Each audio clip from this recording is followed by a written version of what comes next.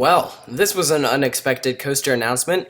Playland's Castaway Cove in Ocean City, New Jersey will be adding a new roller coaster next year called GaleForce. This is basically SNS's way of countering the premier ride Skyrocket 2. This is their version of it.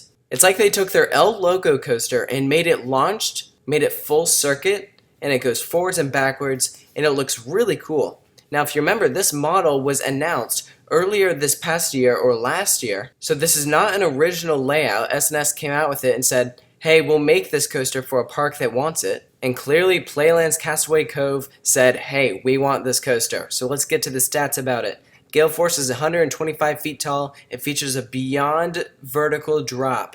Super cool, especially for a park like this. Its maximum launch is 64 miles per hour. And it has 3 of those launches, and there's a total of 7 elements on this coaster. Really cool. This is a huge addition for this park.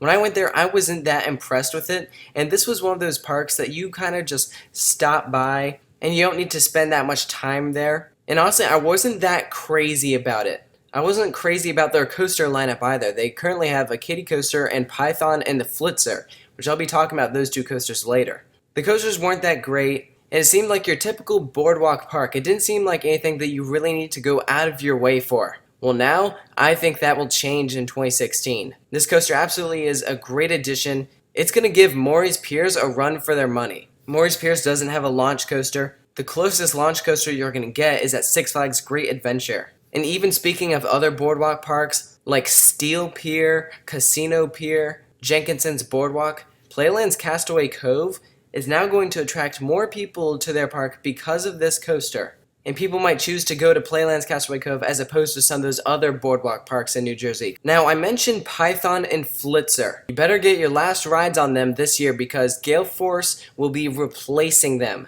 I emailed back and forth with the vice president of Playland's Castaway Cove, and he confirmed to me that the Python will be leaving right after Labor Day, and the Flitzer will be removed at the end of the season. They won't be relocated, they're being removed. Now, are we going to miss these 2 coasters? Definitely not the Python. If you remember my review of it, I was not a fan of this coaster at all. GaleForce is a much better replacement for it. Now, the Flitzer? I think that the Flitzer is a fine coaster. It's a clone, but it wasn't a bad ride. In my opinion, it would have been nice if they could relocate the Flitzer to somewhere else in the park, so that way they could have a kiddie coaster, an intermediate coaster, and then GaleForce for the thrill junkies. But it is what it is. I'd much rather have GaleForce than those 2 coasters. This will bring down their coaster count from 3 to 2. But all in all, this is a great addition. I don't think anyone was expecting this announcement.